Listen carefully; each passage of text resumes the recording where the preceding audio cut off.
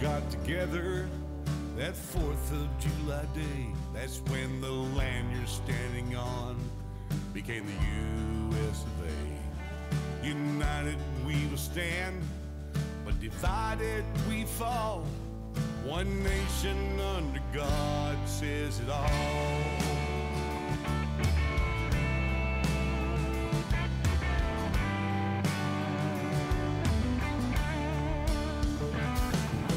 Men are created equal, words written in by hand.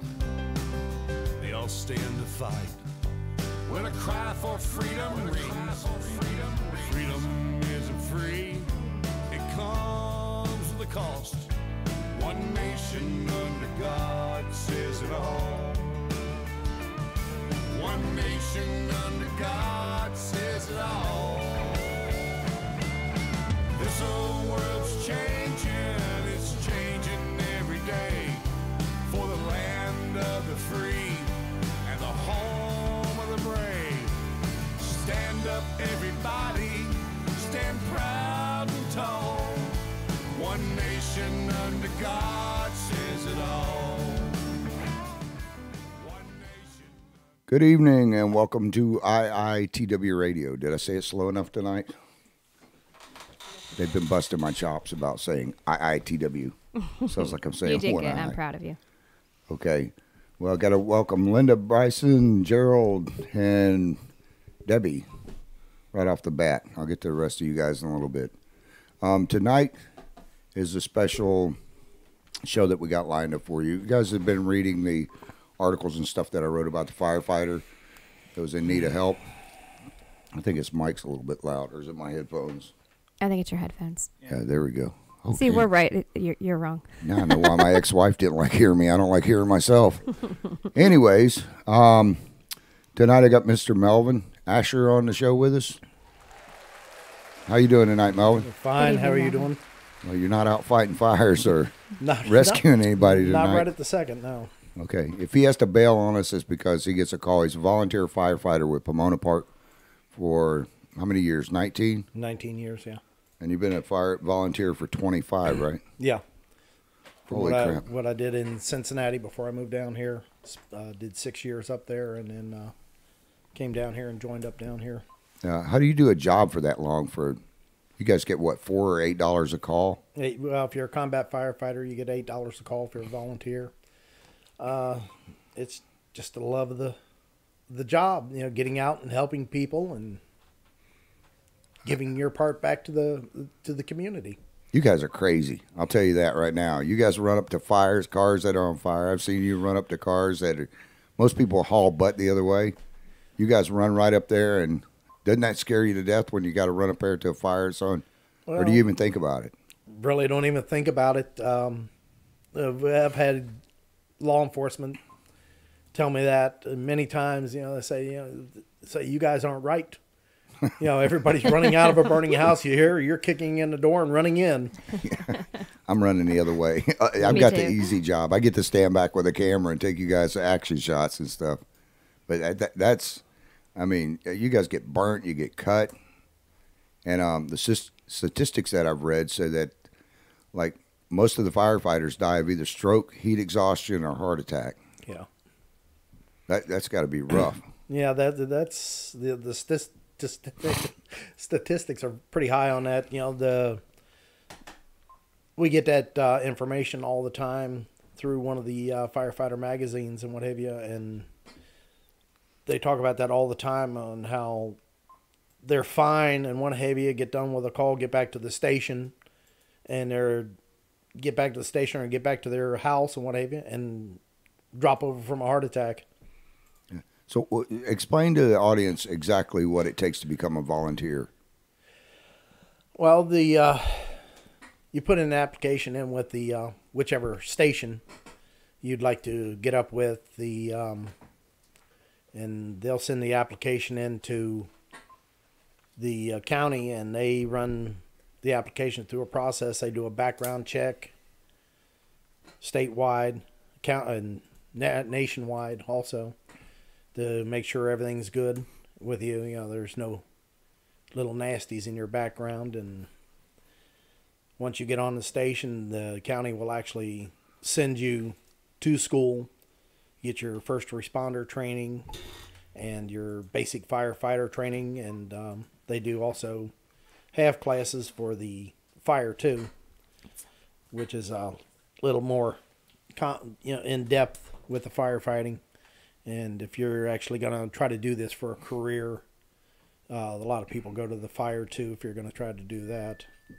So how many hours does it take before you can even jump in a fire truck and go out there and, rescue somebody or kick in a burning door? Or... Well, you've got, right now standards I think is 280 hours just for the first responder and the firefighter training, but then you also have to take evac.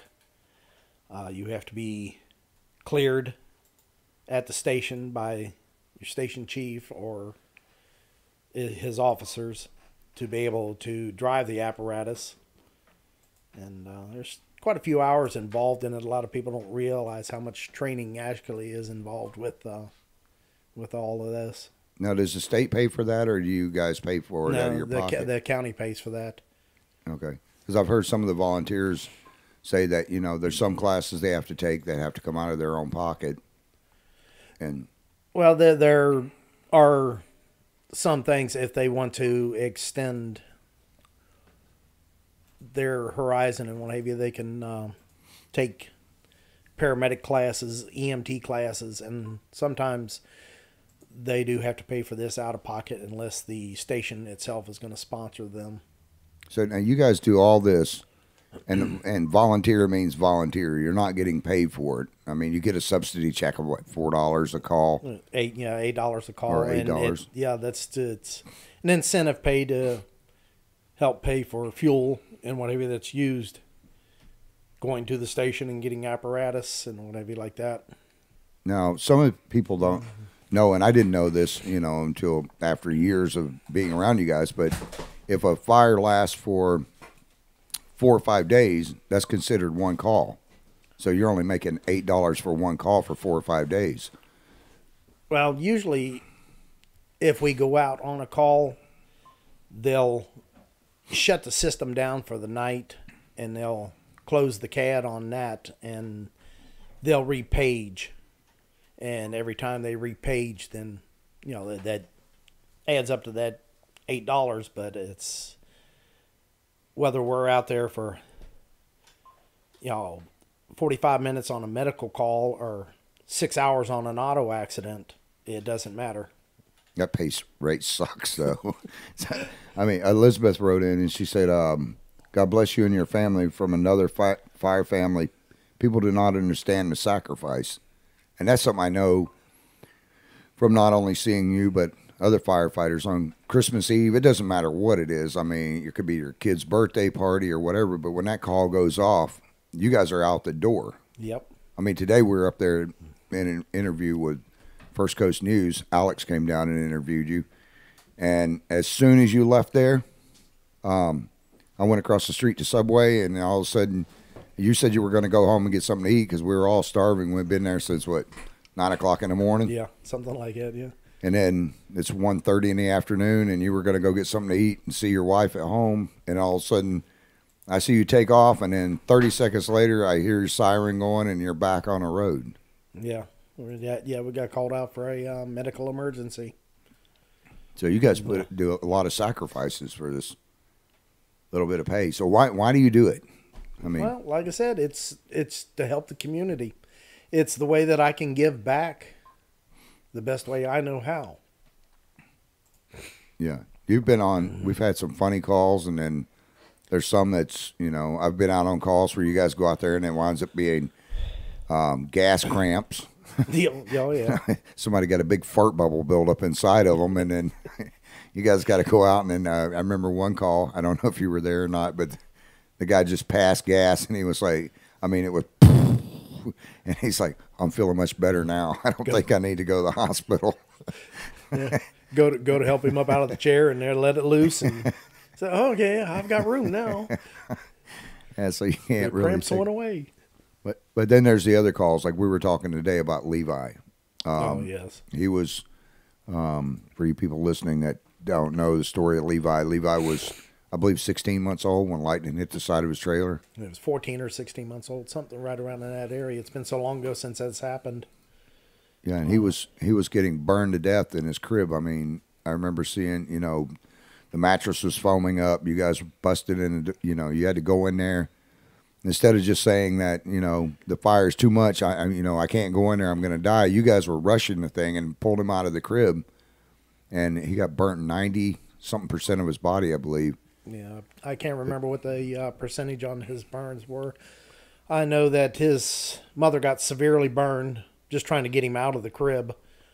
When our guys got in there and actually pulled him out of the crib, the crib was fully involved, burning around him. And they actually went into that without a charged line because they knew he was in there.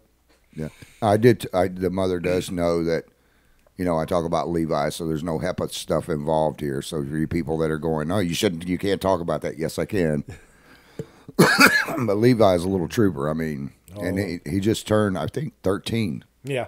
And's had some 25 or 30-something surgeries now. Yeah. He constantly has to have the skin surgically opened and what have you to allow for growth. Yeah. And but he's like you say, he's a trooper, and he has aspirations that he wants to be a firefighter. Yeah, even though, I mean, that was tragic that happened to him, that's got to make you feel pretty good when you see this little guy running around. Now he's a teenager, and hadn't it been for you guys and the volunteers, I mean, the kid wouldn't be here now. Yeah, true. Yeah, like you say, he's around constantly. He can be a pest sometimes. You know, we'll have a scene where we're trying to do something with Avi, and he's right up there trying to find out what's going on and what he can do. And yeah, he wants to be a firefighter. Yeah. But, you know, like he keeps saying, I'm a Freddy Krueger lookalike without the makeup on. But I love the kid to death. But yeah, he's Levi. If you're listening, you're a pain in my butt. I still love you, but you're a pain in my butt. But I'd rather him be a pain in the butt and be alive because of you guys than to have to go to another funeral of a little child or something. You know, that's got to be rough. Let's see. Laura writes in and says you have to have a love for people in the community and a love for your job, whether it's volunteers or it's regular first responders. We thank y'all so much for the way from Alabama all over the world. Thank you all for your, and I can't read it, I believe it's service. Thank y'all so much. Scroll back up. There's a couple other ones. This other one says you have to love your job, and then we got a bunch of people. I'm not going to give the shout outs tonight because there's just too many people coming across the thing. Lori happens to be my sister. You didn't meet her when she was down here, but she is crazy. Yeah. That's all I can say. Well, you know, I've always been told, you know, if you love it enough, it's not a job. Yeah. Well, you guys have to, you know, your snacks and stuff like that. We do a drive for you guys every year, and we try to get, you know, last year I think this year we raised 160,000 bottles of water, but just even things like snacks and stuff. When you're out on jobs, sometimes I've seen you out on jobs, or I say jobs, it's freebie jobs. It's, you guys are not, you're not out there. I've never seen a 5-minute call. You know, I've seen some where you go out.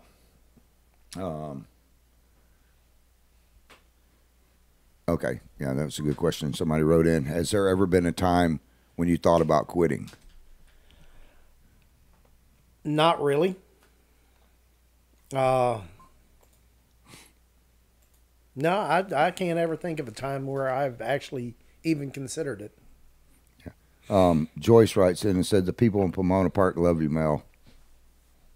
You know, I've never met anybody that's had a bad thing to say about you. Is there any dirt I can get on you? You just haven't met the right people. No dirt, nah. I don't think so. I think everybody, Joyce and all of them over in Pomona Park and hell, half of the county. I mean, you don't just service Pomona Park now. I've been on jobs in Crescent City or on reporting on scene.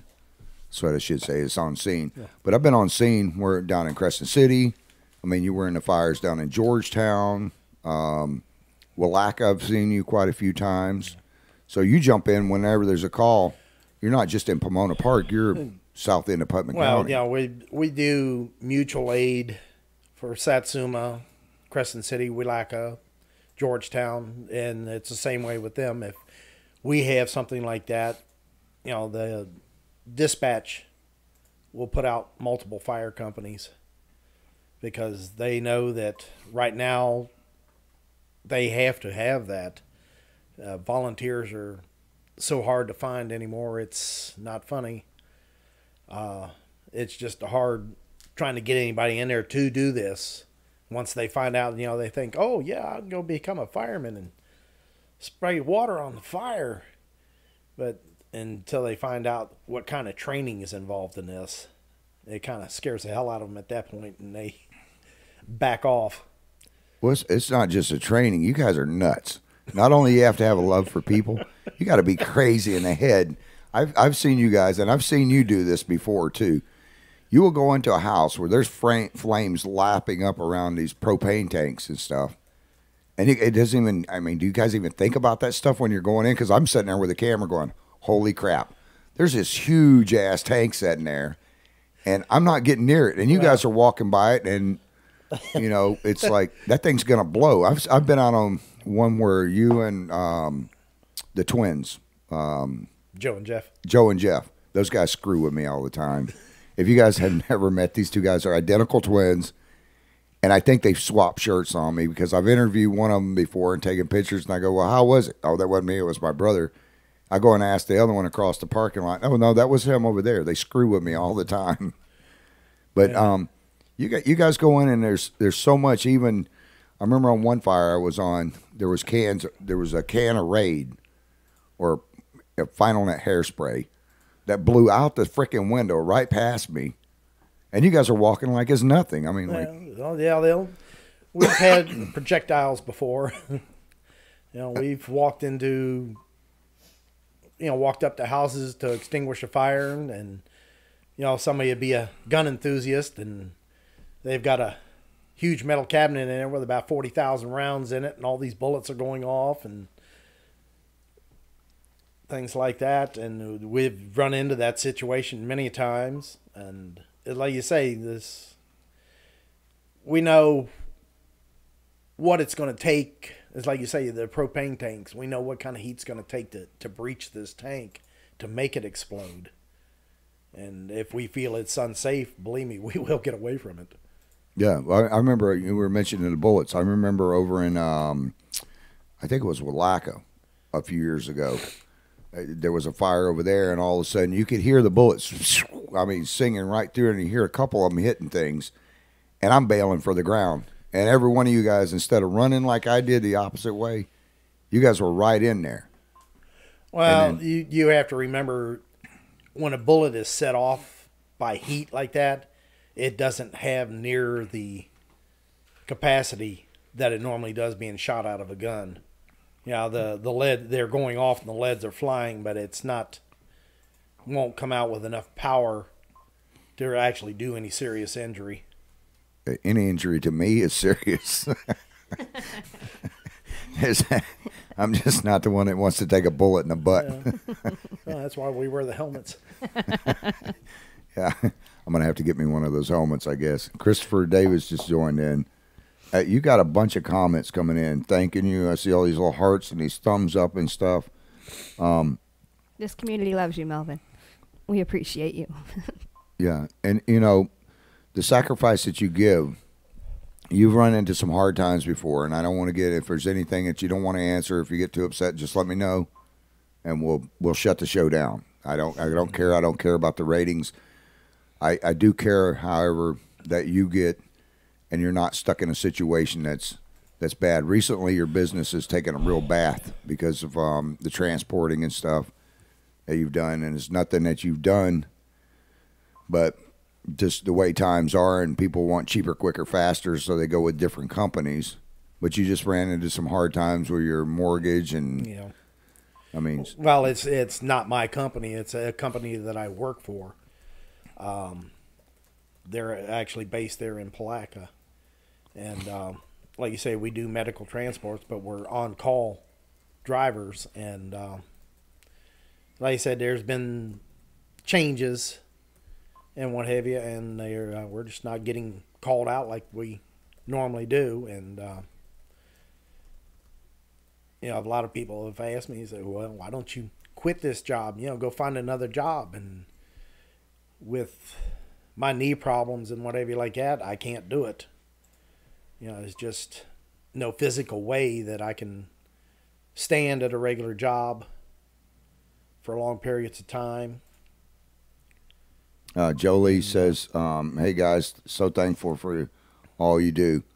I know she wasn't talking to me, so that has to be for you guys. After my rant and rave the other night, I've been getting some bad press. Yes. I don't care though.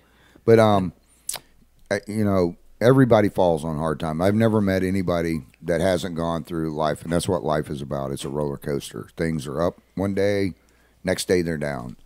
And right now things have been down, and your mortgage has gotten behind, and your car insurance and your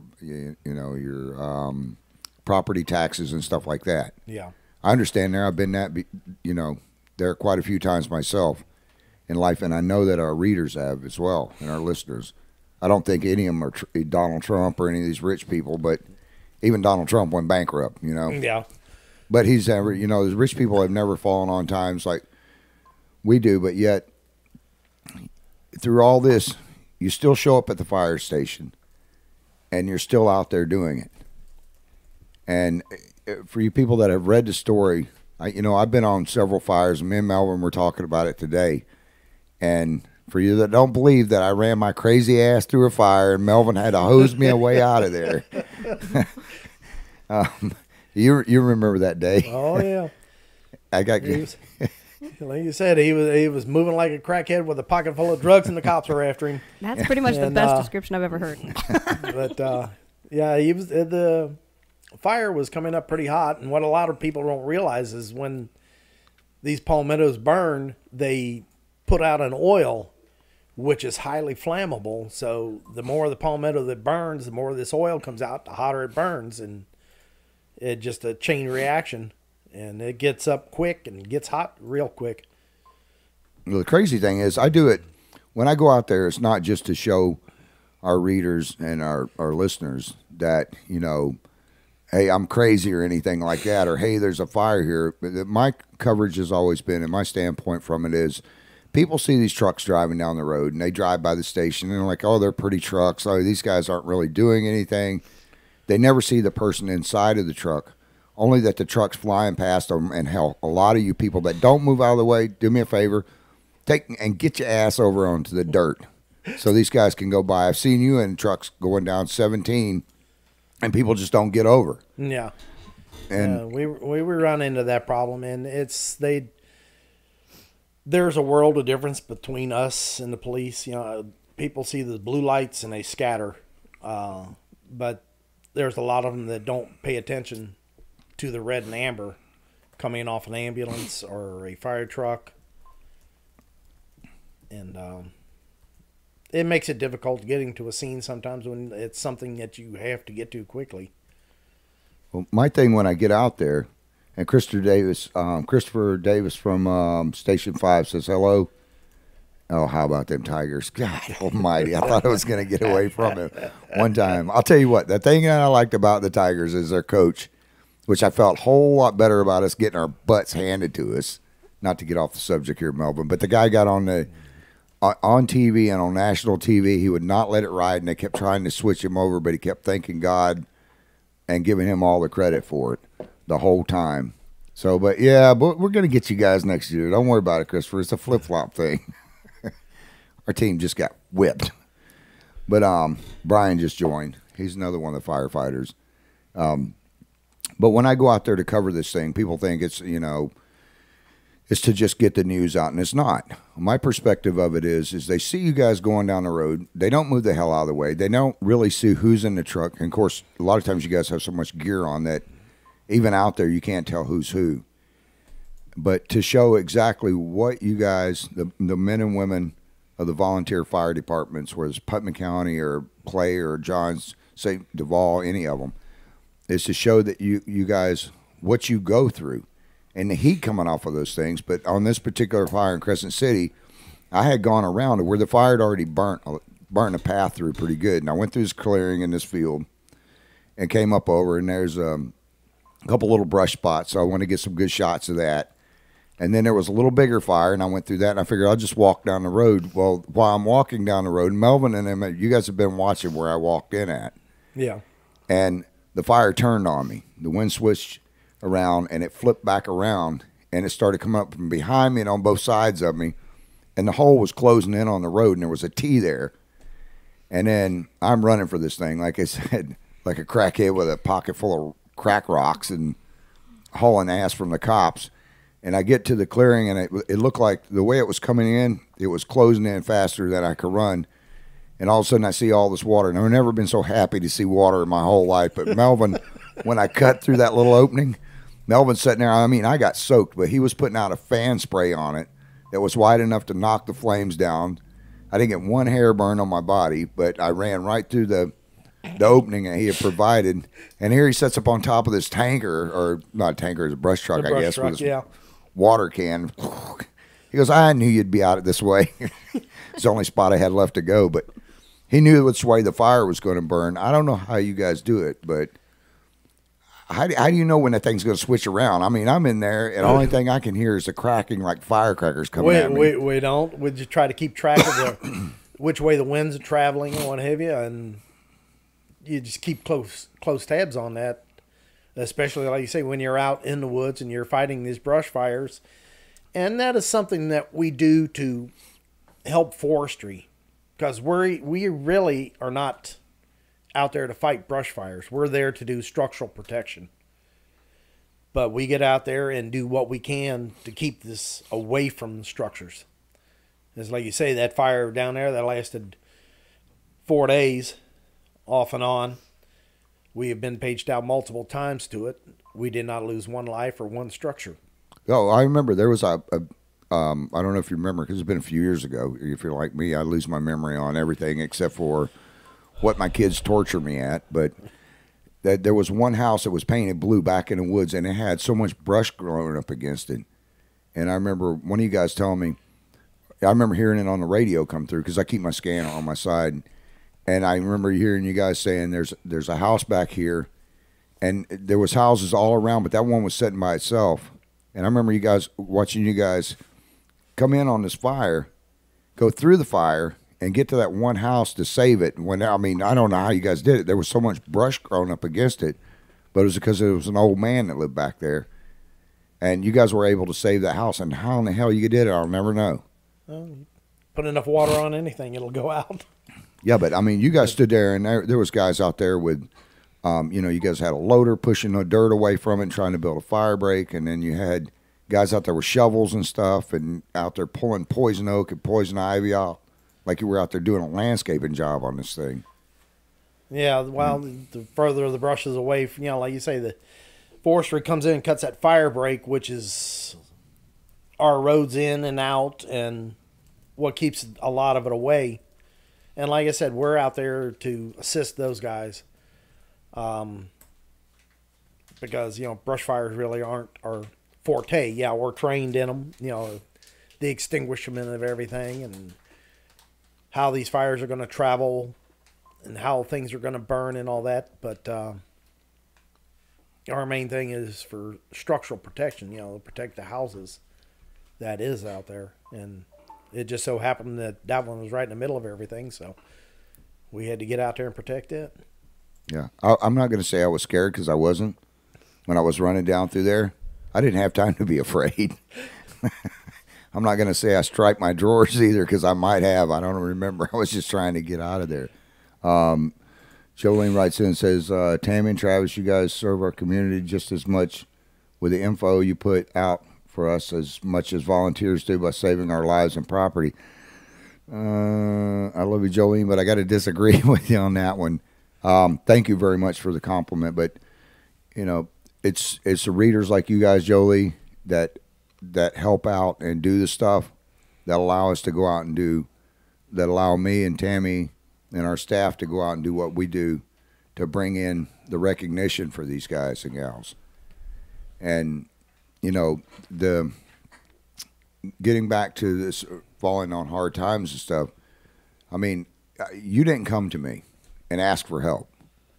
No, one of my guys, after we had talked and what have you, actually ran into you and told you about everything that was going on, and you got the ball rolling. Yeah, I'll give you guys a quick Reader's Digest version of it.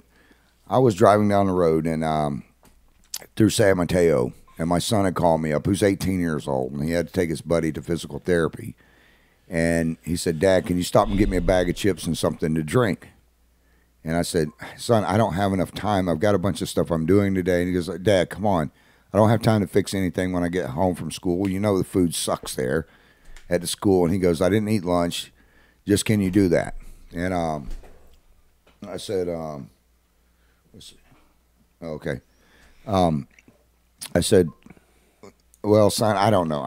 I just don't have time to stop." And he goes, "Come on, Dad, please." Well, when your kids say please enough times, it's just like, you know, it's like me being married to my ex-wife. Enough bitching and complaining, and I'm going to do what it takes to get them to be quiet. So I pulled over into the store. John was telling me when he was coming up the road, all of a sudden he felt sleepy, and he had plenty of rest that night. And he kept looking at me like he knew me, and then we got to talking, and then he comes over to the car and asked me if I had heard about what that you had fallen on hard times. I said, "No, I didn't." And for you people who don't think there's a God and that you're put in certain places at certain times, he was telling me, "Well, come Monday, Melvin's going to lose his house." And I said, "Well, why didn't he call me?" He said, "Well, you know, Melvin doesn't like to call people. He doesn't like to put his name out there and do this. And I know it's difficult for you being in here, and I'm not trying to exploit you or anything. We're just trying to get you as much help as we can. Hell, I don't need any more readers. You see what's going on right here, right now. Hey, Kathy, how you doing? And Ashley. But I don't need any more readers. I don't need any more listeners on the radio. What I do need is people to help out and to donate to Melvin and his wife. Now, we've had some money come in. It's about a third of what you need to get you to where you're comfortable at, so that your mortgage, your property taxes, your lights have been paid. And that's another thing too. Your wife is on oxygen, correct? Yes. Yeah, she's on oxygen full time. She has COPD and emphysema. She was just released from the hospital not too long ago, where she ended up on oxygen. She wasn't on oxygen before that, but it got to the point where she couldn't breathe, and I rushed her up to the ER, and she ended up getting admitted for about a week and a half, and now she can't walk across the room without having the oxygen on, or her sats will drop down into the lower 80s and stay there. Yeah, and you only have the bottles don't last very long, so she has to be on an oxygen that runs off of electricity. Right. Yeah, she's on it. Yeah, she's on a home concentrator, which is plugged in, and like you say, it's not the same as the bottle oxygen. The bottle oxygen is what they consider medical oxygen.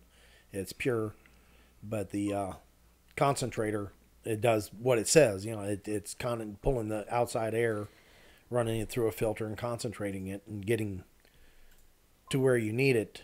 And that she has to be on that constantly. If we go out of the house, then she has to use a bottle. Yeah, we have a 7-second delay on this, so if there's anything you don't want to talk about, you just do this and I'll pull the plug on it. Okay. Give me the thumbs down. But recently your electric was turned off. I mean, how do you deal with that? I mean, your wife's on oxygen, all of a sudden your power gets turned off. And again, it's no fault of yours. I mean, the business that you work at, and your stuff is taking a hard hit. And you told me that you had gotten a check for what, $100 or something? Oh yeah, our last paycheck between the two of us ended up being $140 after our taxes and paying insurance at work and everything. This, like I said, we don't get paid just for being there, for working. we actually have to go out and do something to get paid. Yeah, but yet you still find time to go out, and I mean, well, you don't find time. It's all of a sudden, you know, you're out the door, and then you know, your wife's at home sick, and then the scanner goes off, and then you got to run out the door regardless of, you know, what you got going on at home. You still do that. I mean, I don't know that I could do that, Melvin. That's Well, not all the time. You know, you have to set your priorities. You know, if there's a greater need with my family, you know, I'm going to stay there and take care of that. But you know, she's stable and she's at home, and it's like I told you before. You know, you asked me how I was doing, and I told you to say, well, you know, I'm doing better than others, but not as good as a lot. yeah.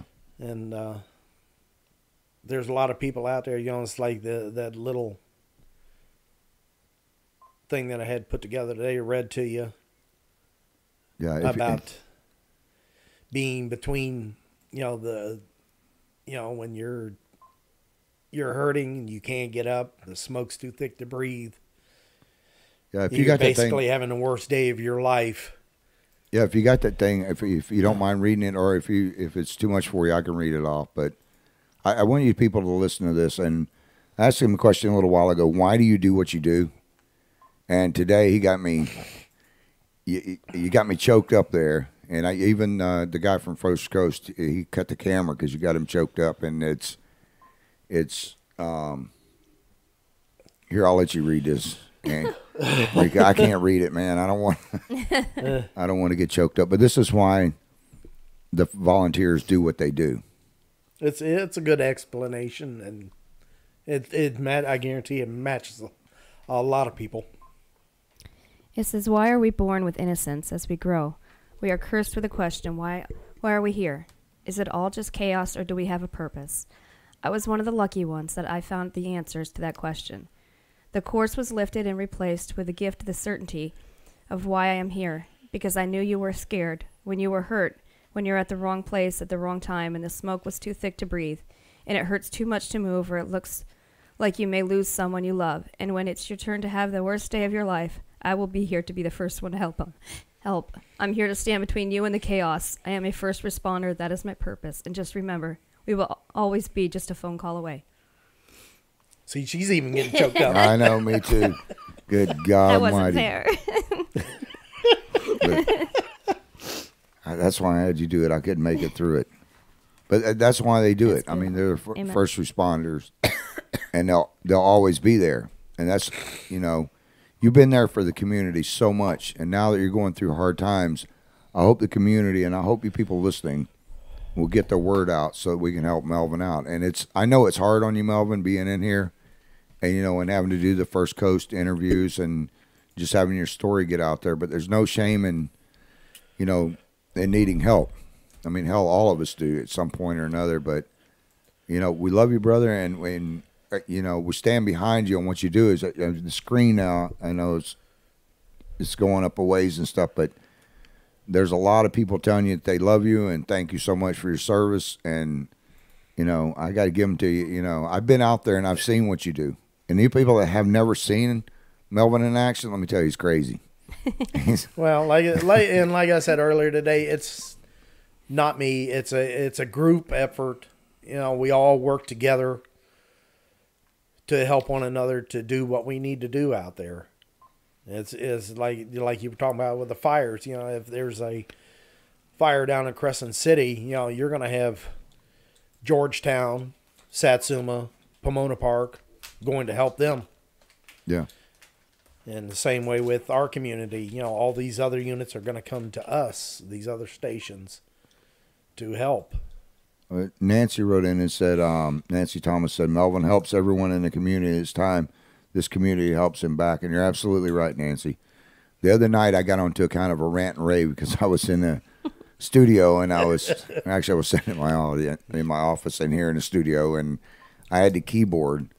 And Marie said, you need to quit hitting the keys so hard. You're going to have to buy another stinking keyboard. What are you, pissed off? And I said, I can't finish this thing up. I'm just getting aggravated because there's so many people that could, if just every person that read the article would send $1. That'd be enough to help every volunteer out in Putnam County, where they wouldn't need anything. And the more aggravated I got, and I know I said some people should take their thumbs and pull it out of their asses so they can find their wallet. I don't remember saying it, but Travis does not think before he speaks, y'all. yeah. In case nobody has figured that one out yet. I think I'm half retarded. Open mouth, insert foot. I have a disorder. I have multiple personalities, so leave me alone, damn it. But, it's all because I see what these men and women on the volunteer firefighters do day in and day out. I mean, I can flip on my scanner at any time I want to go out and cover something, and I guarantee you within 2-hour period, Melvin will be on one of those calls in South Putnam. And it's because he sacrificed and given up 19 years of your time at $4 a call. I don't know of anybody else except for our volunteers, and that's only a few and far between. I have not met too many volunteers that have made it for 19 years. Matter of fact, I don't know of any other ones. Well, and like I was saying, we don't do it for the money. They just started the incentive program a few years back. When I first started this, we didn't get an incentive, and we didn't look for one. Like I said, we did this to help the community. You started back in the day when the bucket brigades were there, didn't you? Well, not quite that far back, but sometimes it felt like it with the equipment we used to have to use. Like I said, when I first started, our tanker was an old oil truck that had a hand crank pump on the back of it. And you'd have to pull on that and cuss it and finally get it cranked up. But like I said, the equipment that we have now is much better. It's more sophisticated. And we went to our engine that we had there when I first joined up was the same one that we got rid of. We actually turned it back into the county in I think it was 2002 and got a new engine. Might have been 2003. Had a new engine brought down, and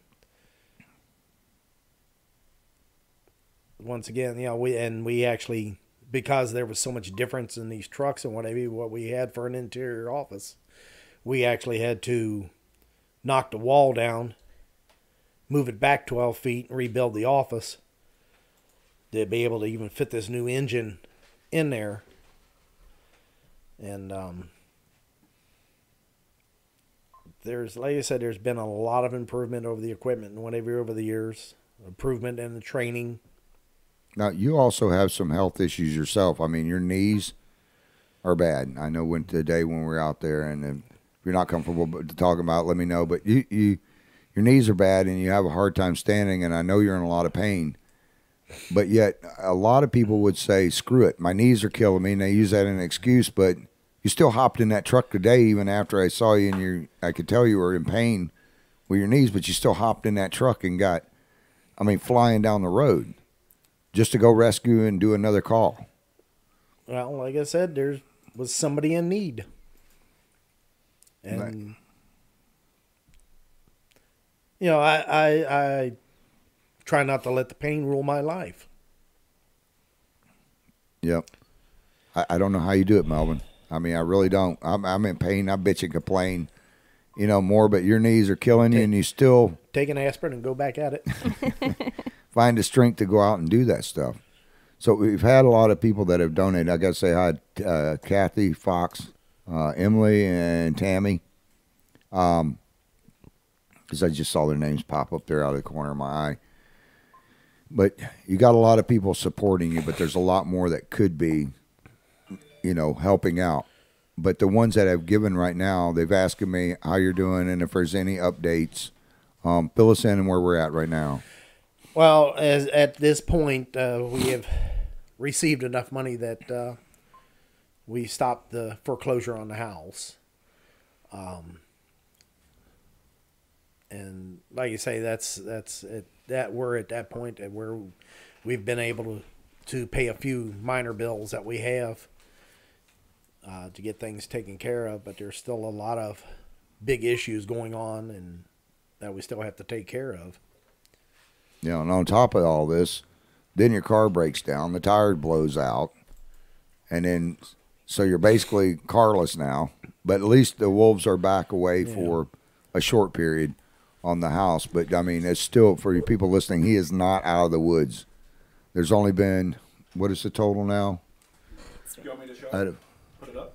I can go ahead and read it. There's out of $8,123 right now.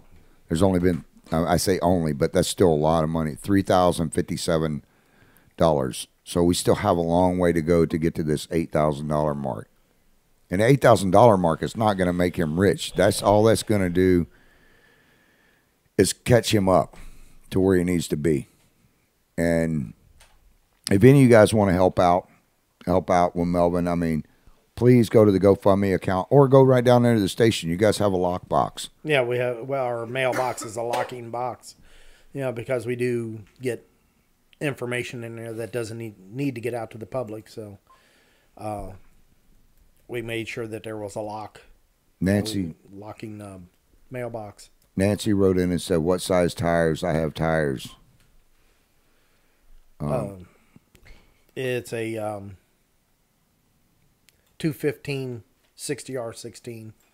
215 60R16. Yeah, but you know, like you said, and it's not broke down completely. I've got a donut on there. Yeah, that little donut, I saw it today when I went by your house. What was it? What's the size? 215 60R16. 16. She said to come by and see her tomorrow at Town Hall, Melvin. Okay. I guess that'd be Town Hall in Pomona Park. Yeah. Okay. Oh, I saw a donut today. I rode by your house after you had taken off. I come back to see if there was anything else we could do to help you out, but you hadn't gotten back yet. And I saw that you got that little tiny ass donut. Those things are only meant for 20 miles or less than 100 miles, so you can't be riding around on that.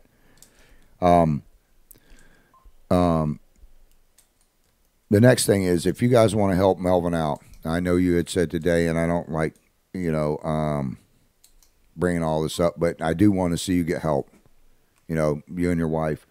But if you guys have canned goods you can drop off or any groceries or anything like that, where would they leave those at? That's a good question.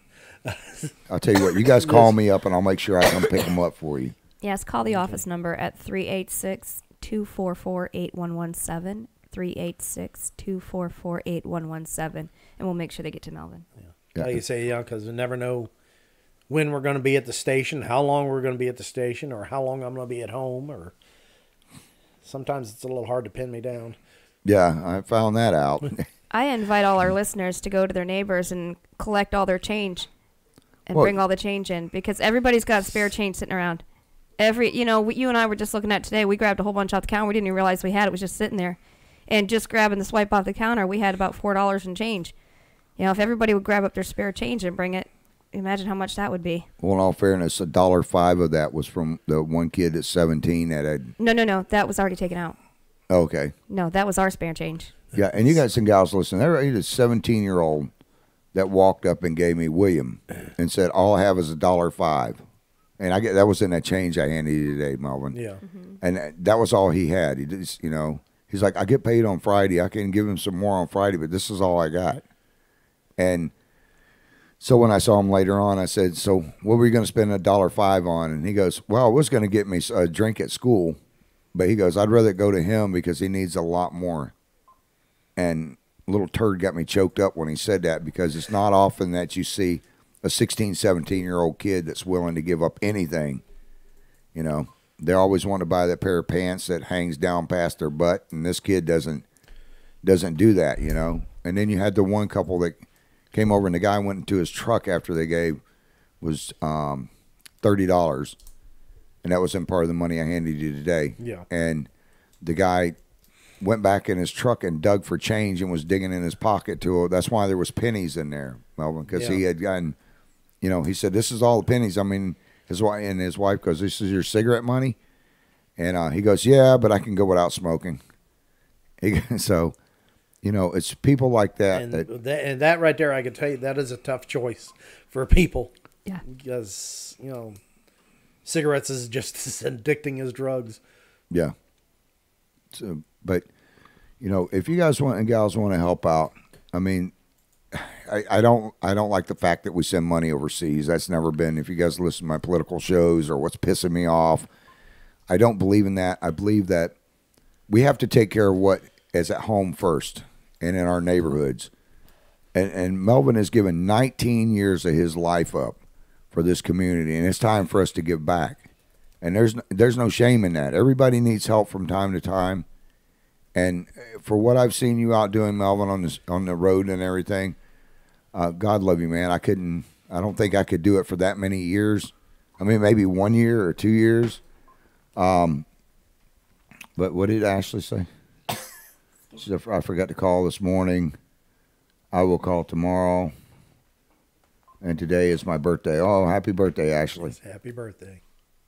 But, we sit there and we talk about all the different things you've been out. And there's things that you see. She said, how about a food drive this weekend at Station 10? That will work for me. I'll be around. I don't have anything else to do. We'll see if we can get that going, Joyce. We'll put that up on the Tammy. Put that up on the, because Tammy, I know my partner's listening right now. Tammy, put something together for a food drive up there this weekend, and we'll do that and see if we can get people to come out and donate to you. You around this weekend, Melvin? As far as I know. Okay. Well, like I say with my schedule, like I say, my work schedule, if we do get anything, it's like I say, we're on-call drivers, and there's no telling when we'll be going out with work or when somebody else is going to need help with, with the fire department, and we're going to be out with that. Yeah, and if you people, I get a lot of this going on, and it has to do with a few different things. But if you call me up and you tell me you're going to be out there, I'm a man of my word. I try to be. But don't go on our pages and come on the show and say, oh, I'm going to donate just to look good, and then never show up, because I'm really getting freaking fed up with that crap. Yeah, we've had a few of them already for this. Yeah. Oh, meet me up here and I'll donate money to Melvin. Then I go and sit there, and then all of a sudden you guys don't show up and you waste my friggin' time. I know that some of you don't like what I say on Tuesday nights, but remember, I'm not a Democrat and I'm not a Republican. I'm an American citizen. And the way this damn country was founded, which a lot of you assholes have forgotten this. I know I'm going to... Chaplain John is probably listening to me right now, cringing. I'm going to get... Conscience bothering you? I didn't say a word. Yeah. But there's a lot of you that say, for lack of a better term, is assholes that will waste my time. This country was founded on people helping people. My ancestors that are Native American Indians, they come in and they help people in the United States. The Pilgrims helped out people. This country was built and founded on people helping each other, not on screwing people over, not on getting out and rioting and protesting over bull crap. But it was founded when my grandfather would wake me up at 4 o'clock in the morning and say, hey, Mr. Ledbetter's tractor broke down. We got to go help him get his crops out. I didn't like it. I was 4 years old, and I didn't understand, 4 and 5 and 6 years old, and I did not understand why I had to do it. As I got older, I understood. But now, if I'm turning into an old fart, I don't understand why people aren't doing that anymore. Here's a man that has given 19 years of his life. And if you don't think his wife has given that many years to his service to, there's times, and I've talked to some of these volunteer firefighters, I'm sure your wife will agree with me. When you walk out that door, they don't know if you're going to come back or not. Same as a sheriff or anybody else. When you guys walk out that door, your job is so dangerous that your wife doesn't know what, is a house going to collapse in on Melvin, or is a car going to come by and whack him? We just had was it a sheriff or highway patrol that was killed this morning? I think it was a highway patrolman. Yeah, highway patrolman. Here you go. You want a drink of that? Excuse me. Thank you. The doctor's going to bust me drinking a Mountain Dew now. See what you did. But, people, I've been on scenes, especially on these back roads and stuff, where people come flying past us, and you guys are having to jump out, jump over off the side of the road because some asshole's flying down the road at, 60, doing way past the speed limit instead of slowing down. And I've been out on scenes where cop cars have gotten hit. But, I mean, every day that you guys go out, every time you guys go out, there's a risk that you're not going to come back. I mean, a car could explode, propane tanks, stuff that we're talking about, bullets. There's all kinds of stuff that could happen. And I know that has to play a lot of stress on your wife as well. Yeah, it does. And, there's, like people say, there's been a lot of marriages broke up because of the fire department. Yeah. Jolie said, maybe ask local businesses if you can put out a jar in their businesses. I've called a few of those, Jolie, and they've told me that either A, I have to contact their corporate office and they'll get back with me in a couple of weeks, or they want me to set up a thing and, write up all the stuff and go buy these jars and everything. Number one is I don't have a lot of money to go buy jars and put out in there. And number two on this is that these businesses that I've contacted, I won't, if they're not willing to do it to help out, they want you to do all the work for them. Oh, yeah, you can just set one up there. No, people that own businesses, start asking people if they'll donate the change that comes in and do it. Don't rely on me to do every stinking thing. We've got some good businesses. Miss Jackie over there at Buddy's, she donates stuff all the time. We've got a few other businesses that will do the same thing to help out. But that's only one or two businesses. The rest of you guys that own businesses, please get off your butts and donate. It's not going to kill you. These people give back. I know you've eaten at a lot of restaurants. I know I have, Melvin, over the years. A lot of restaurants we've gone to, tire companies, we've supported our local businesses. And our local businesses, it's time for you to give back. This man spent 19 years of his life protecting and serving this country and this county, and it's time that we give back. So if you guys can help out, Andrew just joined in. Andrew's Levi's brother. Okay, yeah. Oh, no, that's Daniel's brother. Daniels. Yeah, Daniel's. It's Levi's cousin. Yeah, there we go. Hey, Andrew, you guys are all pain in my butt. I love them to death. Let's see, how much more do they need is what Deborah wrote in, Johnson. Right now. About 5,000. About $5,000. But even, Deborah, if you can just give $1, or you might have already donated, but if you could just give $1, if everybody that's listening to this show right now, or everybody that reads the Putman Way, if you could just donate $1, there's no shame in that. Call me up. I will come pick up the dollar. But if everybody can just donate $1, Laura said you should have a fundraiser, concert, auctions, or even car wash, bake sale, or chicken stew. Little sister, we don't cook chicken stew down here. What is wrong honestly, with I've never you? heard of chicken stew. Chicken stew? I love you, girl, but I've never heard of chicken stew. I love my sister to death. She's crazy. Get your butt down here and help me do this stuff, girl. She just left, by the way. But anybody that can donate $1 or $2 or $5, we are planning to have a cookout up there. But a lot of this stuff, takes time, everyone, and we're trying to. Yeah, it takes time to set the wheels in motion. And time is of the essence. I mean, you have electric bill coming up. You've got, insurance payments. You got all this. We might be able to hold the wolves back on the mortgage, for a little bit.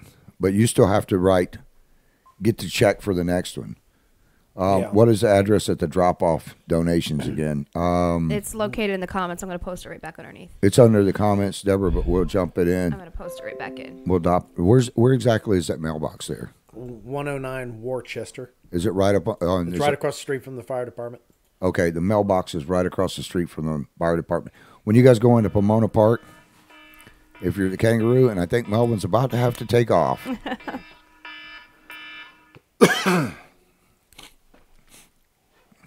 We'll wait and see. No, I'm good. Oh, he's good. Another fire station. What do we got? Okay. We're running out of time. We'll extend it on Facebook for a couple more minutes. You people listening on our podcast or on Radio Co, you're going to have to switch over to either YouTube or to Facebook Live. Because in 21 seconds, you're going to get cut off. Go to IITW Radio or The Putnam Way, ThePutnam Way on Facebook. Man, that hour went by quick. Mm-hmm. I have to get Melvin in here more often. We have to get him in here on Friday night when we do the crazy-ass news. Oh, my goodness. You'll scare him off. No, sounds like fun. Thank you, Deborah. Deborah said she will drop off some tomorrow. Thank you. Thank you so much. Now, if you guys are going to donate canned goods or anything, we're still We've trying to left figure a out. phone number. I've inserted the phone number for canned good drop-offs. It's in the comments. If there's nobody there, we can take them over at the office, at the studio. We'll put them up, hold them up over here. Just remember, I'm going to take, and what Jolie say? But if there's a fire or problem, they've got to expect Mr. Melvin and the fellow responders to be there for them. That is BS how hard it is to put a jar on your counter or ask for change. I'm telling you, Jolie, I ran into that on 4 or 5 different people in South Putnam today when I called them up and asked them. And they're like, well, you can take a jar and bring it down here and da-da-da-da-da. And it's like, set a freaking glass up there. Set one up on your bar, you know. Levi's saying hi. Oh, Levi says hi. Levi, He's on someone else's phone, but he's saying hi. He's on somebody else. He's on Ashley's phone. Did you hear me call you a pain in the butt, Levi? Stole a phone. I still love you. Caught him. He got busted. Wait, what are you doing? Oh, he doesn't have school tomorrow. But yeah, Levi wants to be a volunteer firefighter. He's a little, well, you're not a little kid anymore, are you? No, he's a 13 or 14. Levi wants to be a volunteer firefighter, and the reason he wants to do that is because they saved his life when he was a little baby. I've talked to Levi a couple times. But we'll figure out a place for you guys to drop off food. Like I say, there's a drop box. When you go into Pomona Park, if you're coming from North Putnam, so you're coming from Palaca or San Mateo, as soon as you go past the Kangaroo, and I mean as soon as you go past it, you got the post office on your left-hand side directly across the street from the Kangaroo in Pomona Park. As soon as you go past that, there's a street right there on the left. What's the name of the street, Melvin? That's Worcester. What, Worcester? Yeah, that's Worcester. He has the hardest time with that word. Worcester sauce. Worcestershire. We pick on him all the time. Now, when someone was asking if it was okay if they left food donations at the door of the firehouse. Yeah, I guess we do have a. We were one of the first stations in Putnam County that we actually have an EMS supervisor at our station, and they may be there, and they could set it on the table right inside. Okay. Or you got what's his name's truck is there? Well, Jeff's on today. Oh, is his truck there tomorrow? Huh? Is Jeff's truck there tomorrow? No. Oh crap, Jeff! You need to leave your truck there so I can steal it. I mean, so we can put the canned goods. I love that truck. It's a little Toyota. I was going to say they could put it in the back of his truck. Nancy wrote in and said, "I got the tires covered. I'll bring them by your house tomorrow, Melvin." Okay, thank you. And what did Ashley write? Mr. Roberts, I'm going to kill That's you. Levi. He said he's 14. Why put me on the blast? I don't know what that means, Levi. Let me translate. Put me on Translate, blast. Chris. Okay. Put me on blast basically means, why are you telling everybody something negative about me?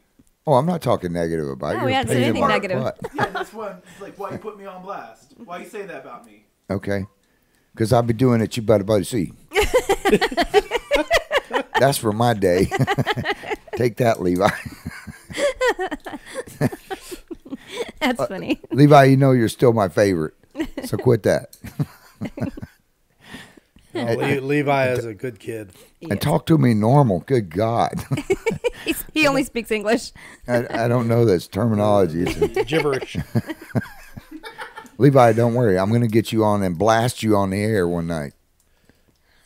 Somebody just sent you the Urban Dictionary, Travis. Urban Dictionary. Oh, God. That's funny. Okay, I can read the Urban Dictionary. Why do these kids wear their pants down so low, it's either because they lost a lot of weight or their diaper's full. I got it. Levi, your butt's coming on here in a couple of days or a couple of weeks. But anyways, Melvin, we're gonna get out of here. If you guys and gals want to donate, make sure you drop it off at the fire department. If you can't, you got the number, which is the 386-244-8117. Oh wait, yeah, I know. I gotta get Melvin out of here, and then I've got to call up about Jackson. So we're gonna extend the show for a little bit. Actually, you know what? I'm gonna talk about that tomorrow. She's waiting. Oh, okay. She's on the phone right now. No, she's waiting for me to call her. She's sitting here waiting. Oh, call her real quick. Okay. Melvin, I got to put one of our other firefighters on there. Okay. Wait a minute. Who is it? Miss Cheryl. Huh? Miss Cheryl. Oh, Cheryl. Mm-hmm. Okay. I don't know. I never know who's going to call in. But Cheryl, we have a thing for a kid that was a young man that was, his life was cut short. He was 16 years old. And out in Interlaken, I believe. And they're having a fundraiser for him this weekend. I hear it ringing in the background.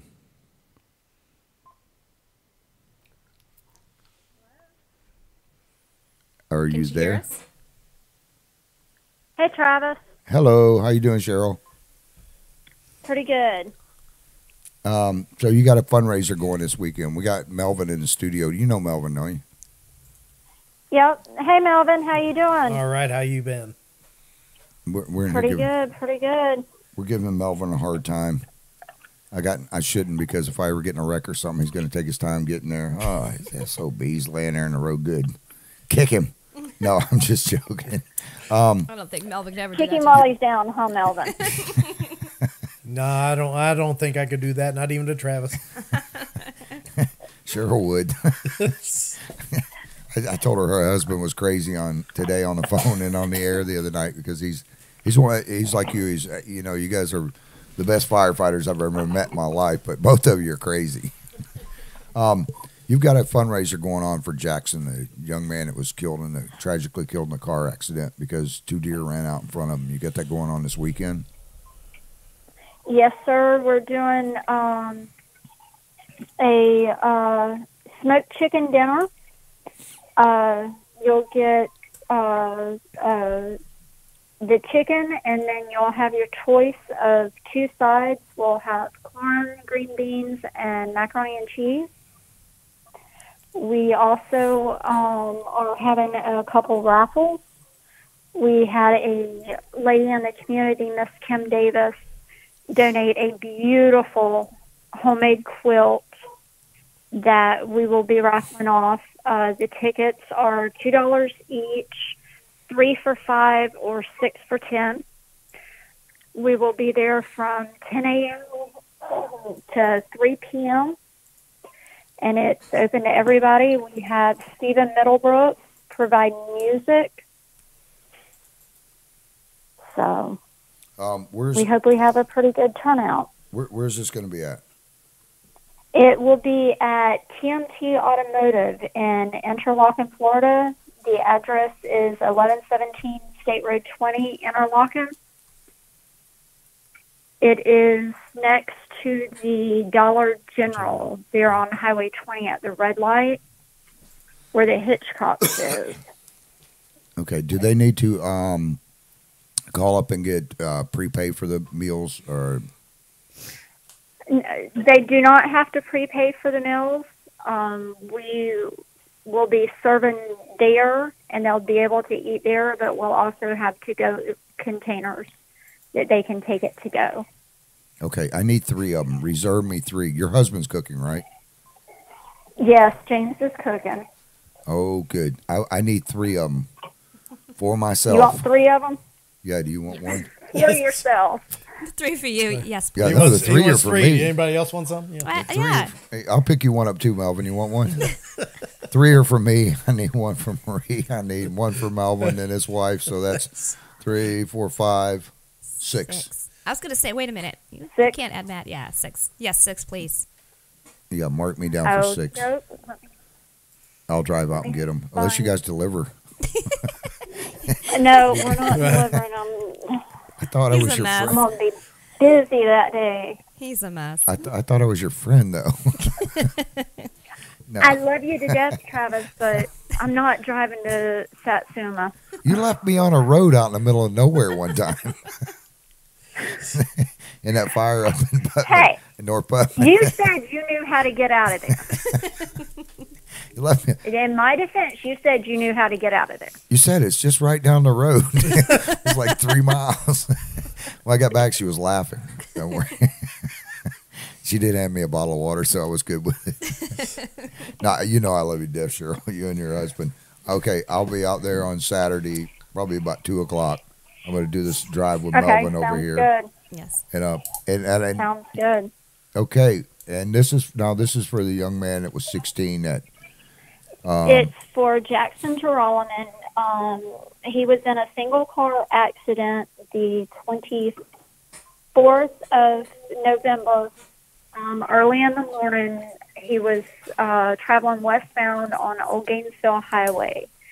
2 deer ran out in front of him, and it caused his truck to veer into a tree, and it was upon impact. yeah, it's sad. We're going to put a picture of him up right now with the information on there. I appreciate it. His dad and I, Jody Drone, we've been friends over 20 years.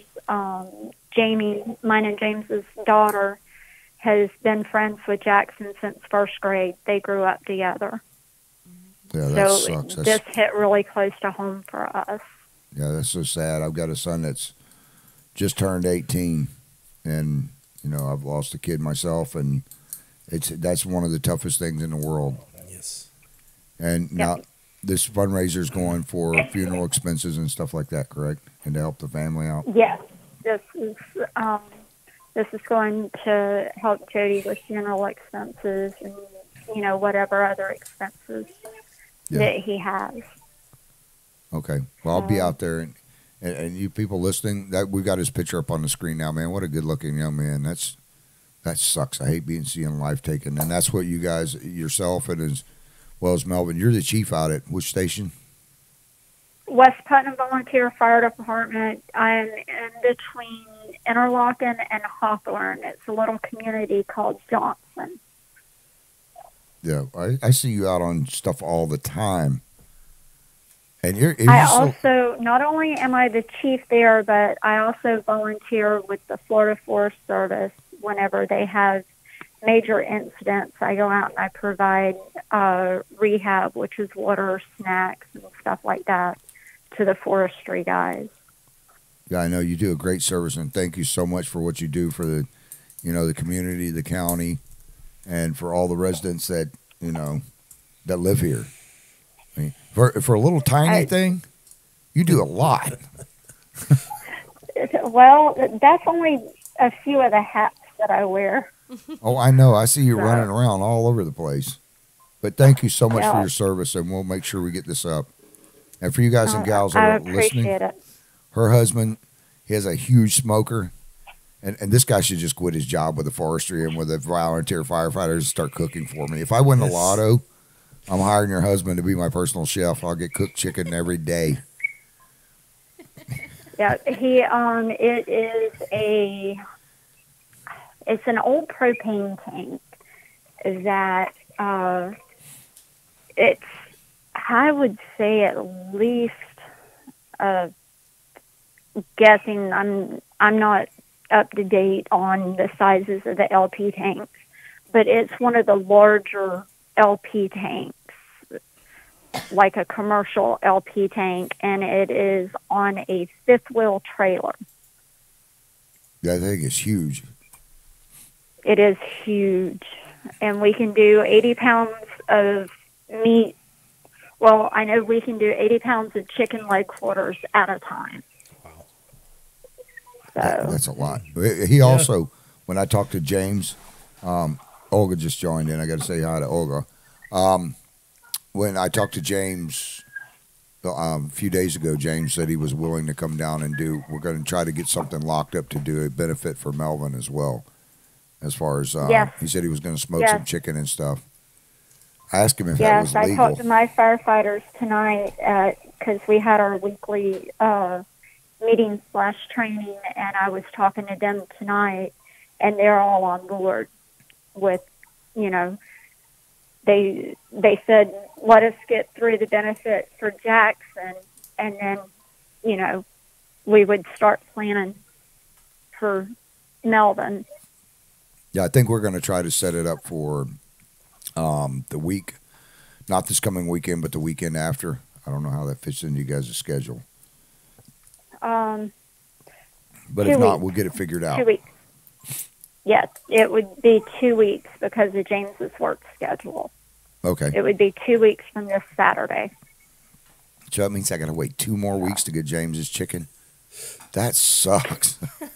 You know what? Well, you're getting it Saturday. You better and save then those 3 it'll be dinners. 2 weeks from Saturday. Have you ever tasted James's chicken? No, I can't. I am say not I have. waiting 2 weeks to eat 3 meals. No, it's not going to Yes. happen.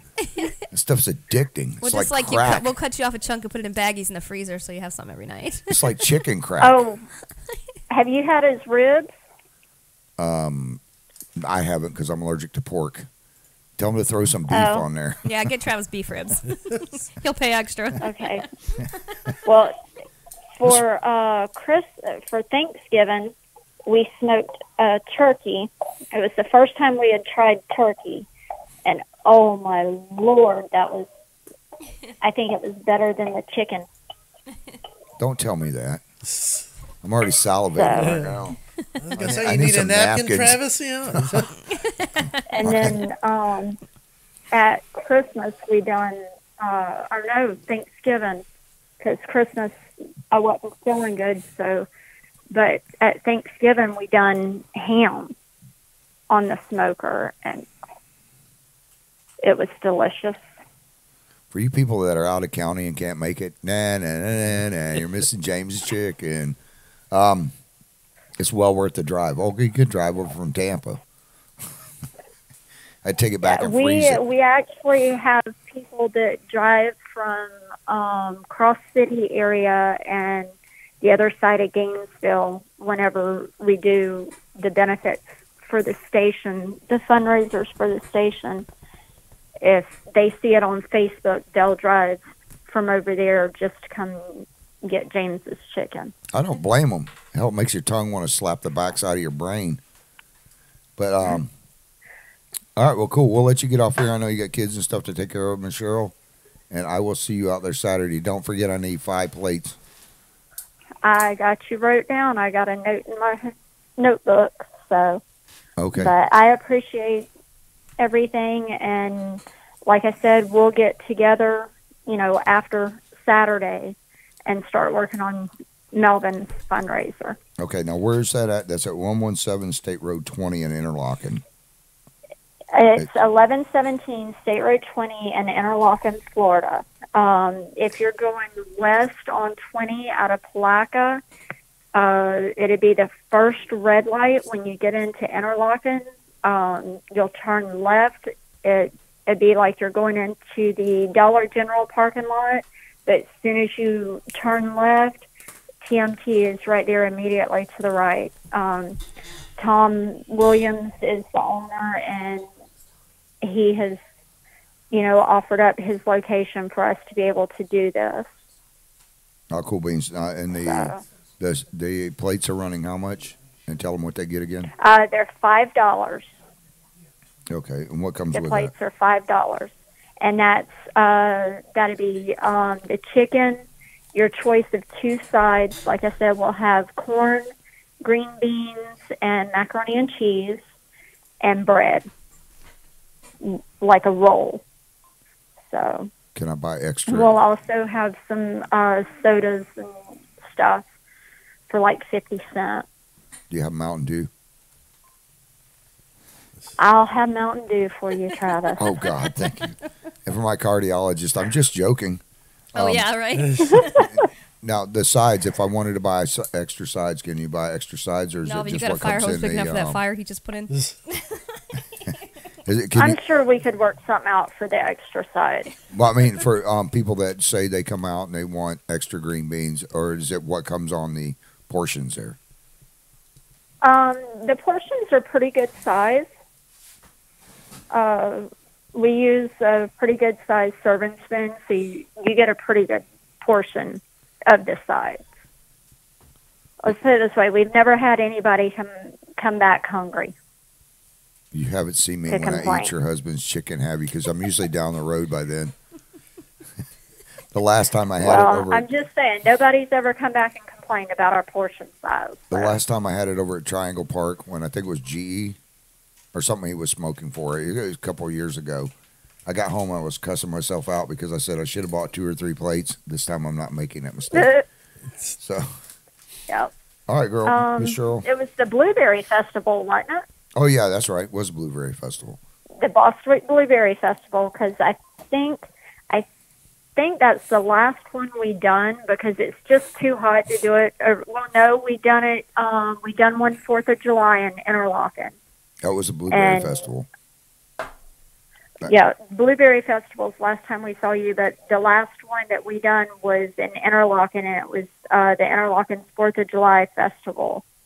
And we done pretty good, but it's just too hot during the summer months to do it Yeah. with that big old smoker.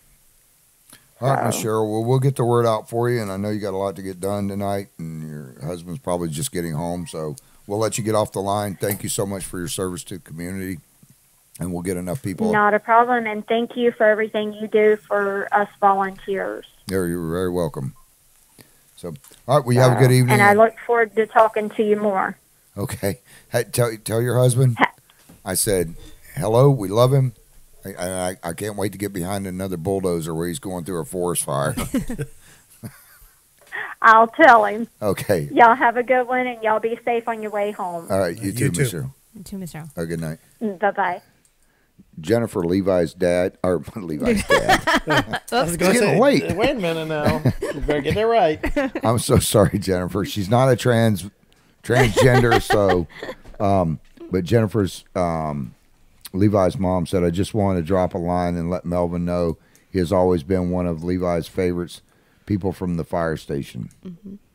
And that's for you one listening earlier, that's the little kid that was burned in the fire. We're going to put the GoFundMe account back up real quick so you guys can see where to go. There's a picture. You got a pretty wife. Thank you. How'd you pull that off? Got lucky. That's like me. If I go looking for a woman, she's going to be butt ugly. I can't get anything that pretty anymore. But you got, there's $3,077 out of $8,123. So, guys and gals, we need to help him get some more money so he can get his mortgage and his bills and stuff caught up, because 19 years of service, we're doing it for free for this community and for the state of Florida and everything else. It is incredible, man. I take my hat off to you, Melvin. Thank you. I don't consider you just a firefighter, but one of my friends. Yes. And whatever we can do to help. And when you guys need him, he will be there. Regardless of what's going on, his knees are hurting. Whatever, Tammy, I see that. I'm not supposed to drink Mountain Dew. Don't tell everybody. This is water. Trust me, I'm not lying. You know, for a man who's always there for his community, it's time for this community to be for him. Yeah, and then you guys and gals, you know, it's anything you want to drop off. You drop him off a brand new car. He's not going to complain. No. Matter of fact, while you're there, drop me off a brand new car, too. Yeah. But I want to thank you for coming in, sir, and thank you so much for your service to this community. Thank you for having me tonight. to And all thank you the- for everything you've done. And to all the thousands of people's lives that you saved, and all the hundreds and hundreds of houses that you kept from burning down, and stuff that's gone on, and we do appreciate it. And we're going to get out of here. Melvin's got to get home. I got to get doing something. I don't know what I got to do, but I got to go do something. We'll see you guys back here on Friday night on What's Pissing Me Off. I got to give my shout outs real quick. You want to give a shout out to your wife? Hey, Kathy, how you doing? Got to do I'll that. be home Mel. soon. You got to give her a shout out, buddy. You'd be cooked when you walk in the door. Now, I'm she's a used very to it. nice lady. I'm used to it. I've talked to her on the phone. She's a very nice lady. But we got to give shout outs to my niece Rosie, my brother Terry, Lester, my crazy ass retarded sister. My crazy sister Lori up in Alabama, who just left here. If you guys didn't watch the show, go back and see it on YouTube. You'll know who she is because she talked like that. To Tammy, my partner, I love you. Thank you for doing it. Maybe guys and gals that check out our page, A Zen Lemon Tree. And let's see, I got Mr. Steve, Annette, Audrey. Who else do I have? Miss Tiffany, Kyle, Miss Tiffany. Yeah, Miss she's Jackie. going through a bunch of problems Yes. too. And to all of our volunteer firefighters and first responders, we love you guys. Stay safe. We know that you do this out of the love for the community and out of love of your heart for humanity. I can't talk. It's getting late. And I don't even drink. I need to get a prescription for dope. Any doctors out there, sign me up for some free weed. I need an excuse. No, I'm just joking. But anyways, we love you guys. James is on there. James, you're crazy. I love you to death, but you are one crazy dude. But in all seriousness, thank you to the first responders and you, Melvin, for everything that you guys go through and the many lives that you guys save. And people just don't understand exactly what you guys go through. And even when you endure the hard times and you still get out and you jump up when you're, when your kids are having birthday parties or when you're in the middle of dinner or sleeping in the middle of the night. But we do thank you for your service and to all the first responders. God, we love you. God loves you. And we will see you back here Friday night with What's Pissing Me Off. And I'll give you guys an update on Melvin. Thank you again, Melvin. All right, thank you, sir. Thank you. Don't forget to share the Facebook page, you guys. Share it. Get it out there to all your friends, your relatives, your neighbors. Make sure you mention it to everybody to help Melvin get everything he needs. Jolie wrote Mountain Dew overdose. And Mama B thought I was going to forget her, but I didn't. She didn't write in or anything. I know she's watching. I love you, Mama B. I'll be by your house tomorrow to get your cat doped up on catnip. That's for a story for Friday night, though. Oh, yeah. Okay, we're out. I don't got to go Good home, night, but I y'all. got to go somewhere. I got to do something. Maybe I'll go follow Melvin around in his fire truck all night. We're out. See you guys tomorrow, Friday. Good night.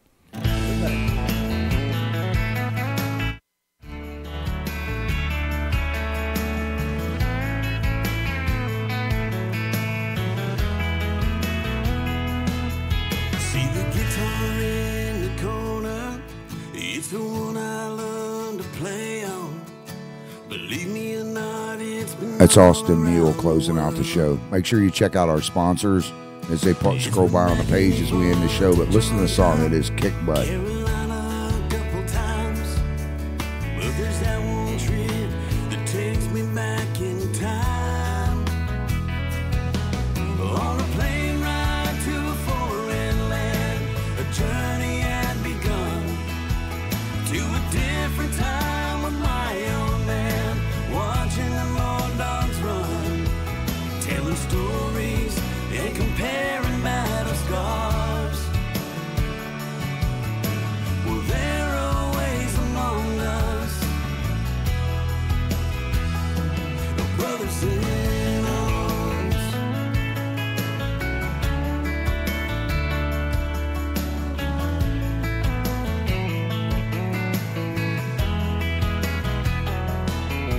Back to those nights, I'm sitting there writing letters home to picking that old 6-string just to keep from feeling alone.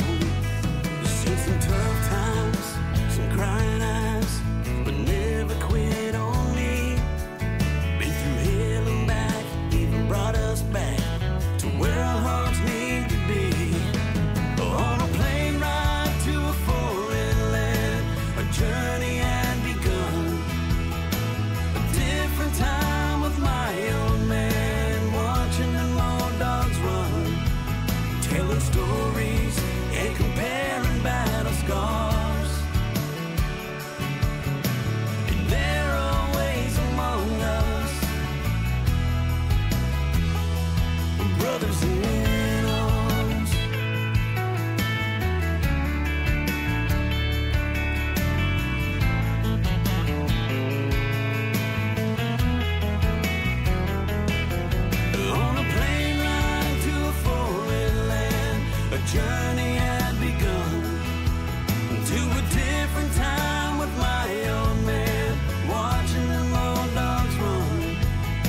let's go.